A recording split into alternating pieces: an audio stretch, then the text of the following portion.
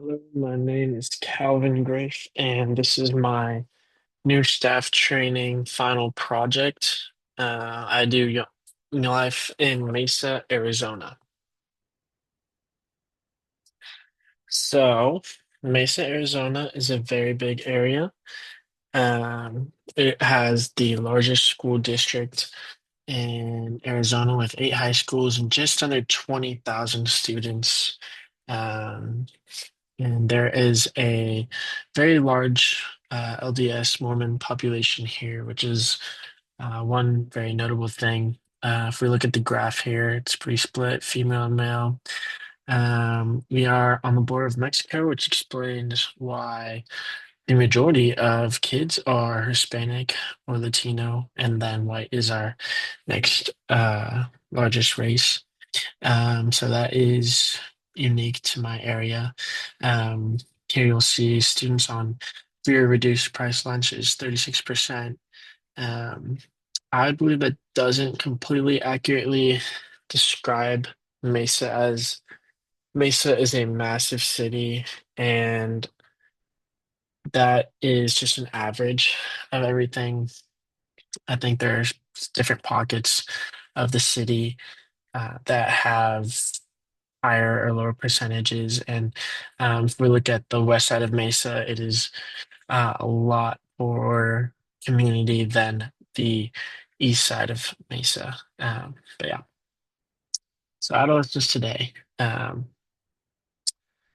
one thing I want to go back and talk about is something unique to this Mormon population here is that every school has a LDS seminary building outside of it where kids can take classes that are literally built into their daily schedule, which is very unique as Mesa is one of the largest LDS populations outside of Utah.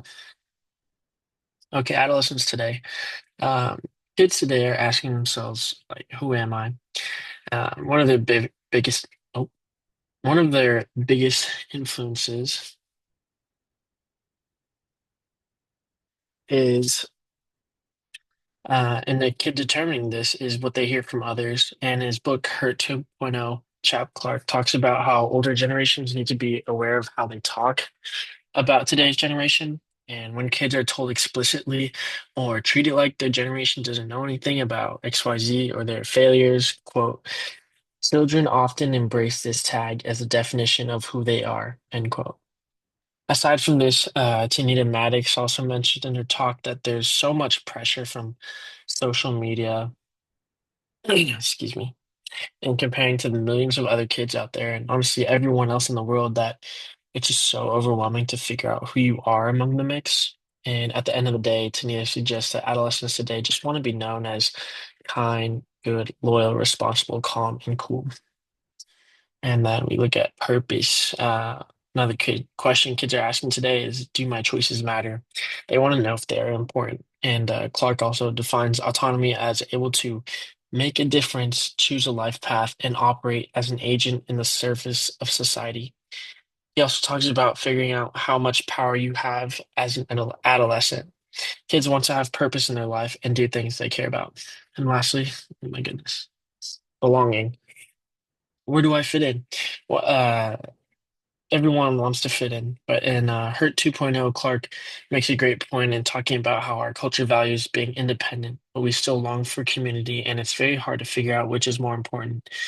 Uh, Kids are more lost than ever, and they need adults to help guide them and showing them that they belong. And how does this relate to Mesa kids? I would say that most of the stuff aligns pretty well with what I see out of my high schoolers in Mesa. They go to massive schools. Some will have over 3,500 kids. And everyone wants to be someone. They all want to find their own identity among this massive amount of people. They all want to figure out what their purpose is and take different classes to test things out. And they all want to belong. No kid wants to be alone when they come to club. And when you walk up to the new kid that obviously doesn't know anybody, they almost always are happy and glad that you would make them feel like they are supposed to be there and that they belong. As we all know, Young Life's mission statement is to introduce adolescents to Jesus Christ and to help them grow in their faith. Here in Mesa, Arizona, many of the students I will meet are Mormon and think they already know Jesus.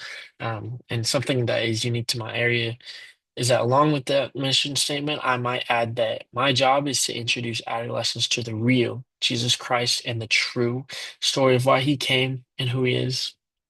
Some of my vision for how I want to introduce the gospel to kids in Mesa is just by breaking it down to their level and to terms that they will understand. I think that Tom Combs is a great way of talking about it all very naturally in conversation with his can will methods that he mentioned at New Staff. Along with this are all the 5 C's of Young Life. We do contact work to meet kids and hang out with them. A good verse to base this off of is First Thessalonians 2:8. Because we loved you so much, we were delighted. Excuse me. We were delighted to share with you not only the gospel of God, but our lives as well. The club, I like to reference John 10:10. I have come that they may have life and have it to the full. The club is a lot of fun and shows kids that Christians aren't just boring and all about rules. Campaigners is great for the helping kids grow in their faith part. As in Matthew, we are told to go and make disciples of all nations. And camp is a tried and true method of Young Life to introduce many kids to the gospel at once and creates lifetime memories and bonds. Having a committee and adults to back what you're doing is also very important in developing a ministry as well. Another vision I have for my area is to empower kids to be bold and invite their friends into conversations about Jesus in real life. After reading Effective Intercultural Evangelism by Moon and Simon, I'm aware that family and friends are one of the biggest factors of people coming to Christ. And it's a powerful message when you hear it from one of these people rather than some guy talking at a Young Life Club that you may not know as well. So I recognize my place as a sort of church leader in the eyes of some, which is still a leading category of influence in Americans' lives, according to the data and the graphs. But I also know that it is so huge for kids to be telling their friends about what they believe and having junior leaders in the ministry and having junior leaders at my clubs in Mesa specifically. It's just huge to have kids telling other kids what they believe. Um, so implementation, the young lifestyle of incarnational witness, as described by Tom Combs, is to do as Jesus did and reflect his way of life. Our approach is to love kids sacrificially and also boldly proclaim the gospel to them without compromising either side of that dynamic.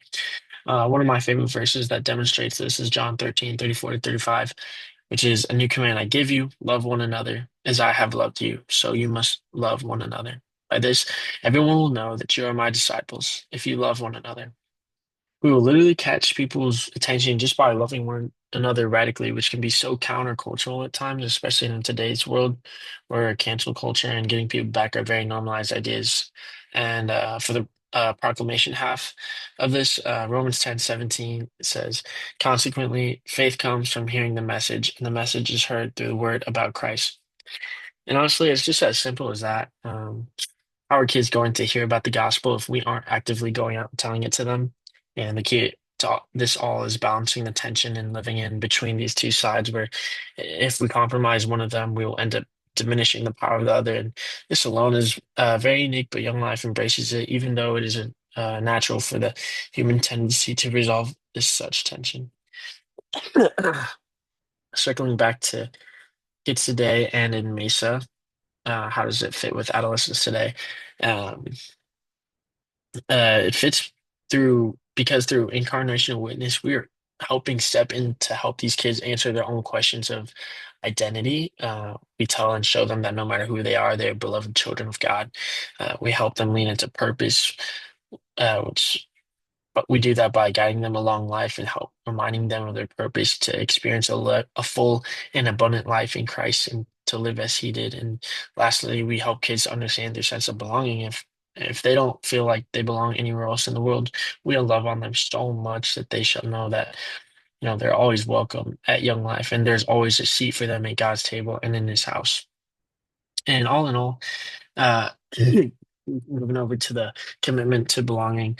Young Life's mission and commitment to belonging is upheld through incarnational witness. Absolutely. We do not treat any kid differently than any other just because of who they are, what they look like, or where they're from. Now, that doesn't mean that to say that we see everyone as the same, but we recognize that people are different, and that is part of just the beauty of the kingdom of God, that we are different, but we still treat everyone with the same love and proclaim the gospel to everyone.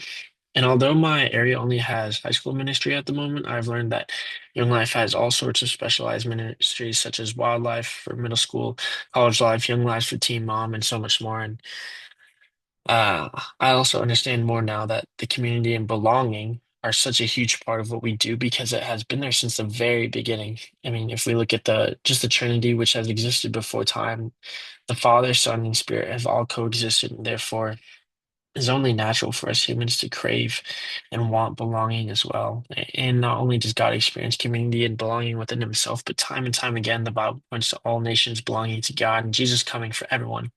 And just like in Romans 1:16, the gospel is the power of God for the salvation of everyone for who believes, first for the Jew, then for the Gentile.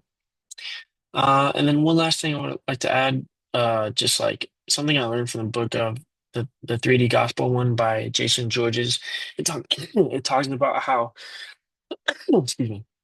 It talks about how belonging is especially important for those who come from a shame/honor cultural background. According to Georges, these people are more collectivistic rather than individualistic. And although it mentions that this applies mostly to Eastern cultures, different hints of there are definitely hints of this within the cultures of the families that I deal with here in Mesa, Arizona, which makes belonging that much more important for certain kids. For example, I have a group of boys from a group home that have probably bounced around a whole lot in their lives, and I know that it means so much to them to have a space where leaders know who they are and remember their name and make them feel belong. It is also a very special privilege to get to tell them about God's kingdom and just the place in it all, and that they are so, so loved by the eternal Father in heaven who will never leave their side. Now we move on to contextualizing the gospel. This just means how are we going to tell it to kids in a context that is relevant, a context that makes sense to them in a way that they will understand it, and all without diluting the truth. Again, this is uh, going back to the is can will methods from Tom. I think it's a great example and tool to use. It's so natural to talk about how the world is messed up with stuff and war and people dying and everything else going on. And then from there, you acknowledge that the kids that, they're living in this world that ought to be better than this. And we acknowledge how the world really is at the moment. And then you can talk about the future and what it can be or what the world could even be right now. And finally, get to introduce the good truth of the gospel and what the Bible says will happen one day. So yeah, I just love the artist Canwell and breaking it down in these four simple steps. We understand uh, our audience needs. Um, to understand your audience, once you do that, you know how to just talk to them about the gospel better.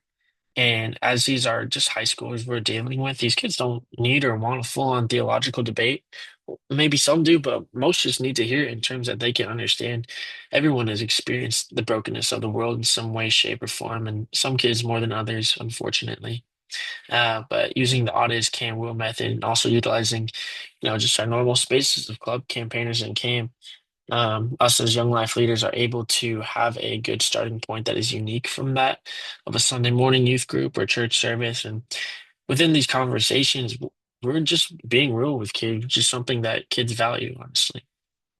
And finally, I want to talk about just like what is the role of mission, methods, and mindset um, within implementing my ministry strategy. And I understand that the mission of introducing kids to Christ is just having a thought out plan of how to do it well and effectively, and the mindset that I am not God, but rather a representative and am here to do his work. I specifically understand that I cannot do this work alone and need to bring in other people alongside me.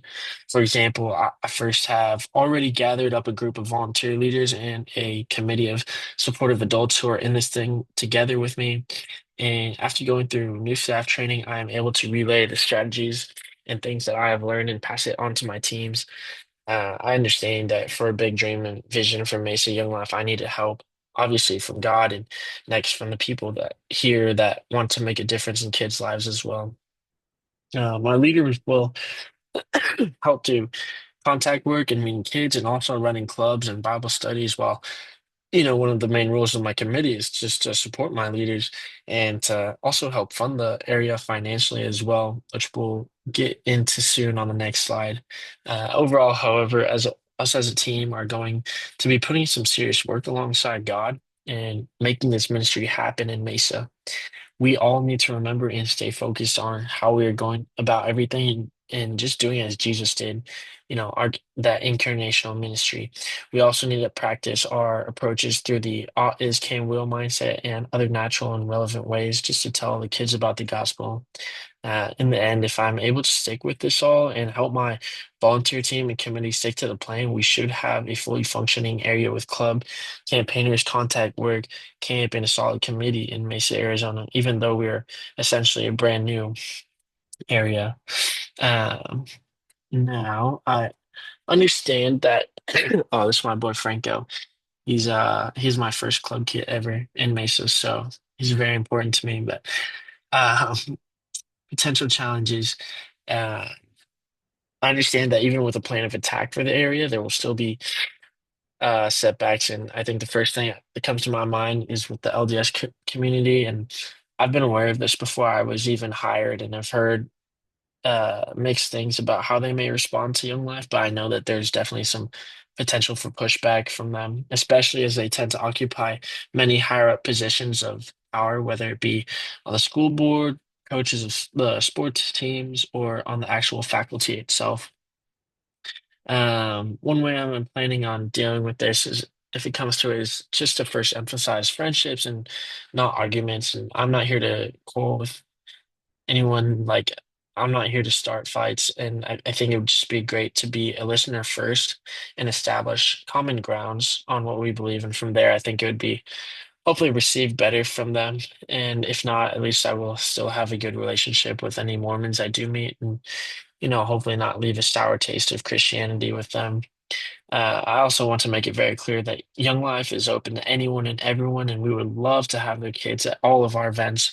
And I also want to make sure that I'm not trying to hide anything about Young Life and not trying to be sneaky about who we are at all. Um, Another challenge to think about is just thinking about the information from the 3D gospel book and just from effective intercultural evangelism also, and just the fact that everyone takes the gospel differently. And just after reading these tools, like I need to be more aware of who I am talking to in certain specific settings. So it's really great to have those books at our disposal. Next, getting the word out.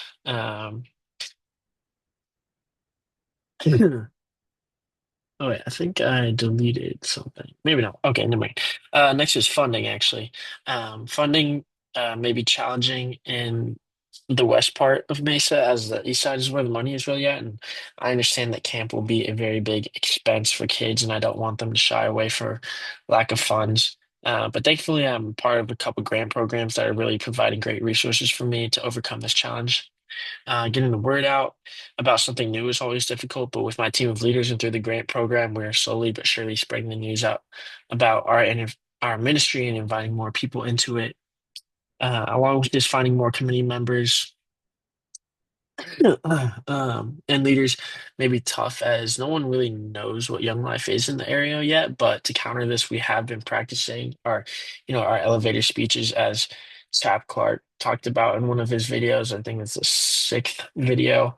It is important to always be ready to give a quick explanation on the ministry and be ready to have a version for a believer and a non-believer, as the two types of people are looking to hear slightly different things about my job and what we're doing. And lastly, I understand that it is super easy to burn out in this line of work. But good thing Jason and Rennie talked to us about this on the first or second day of new staff training. Just made it very clear that we need to take care of our bodies emotionally, physically, and especially spiritually as we're ministering to others. I really found this talk very, very practical as he mentioned how we need to prioritize just rest, fasting, and prayer. mainly.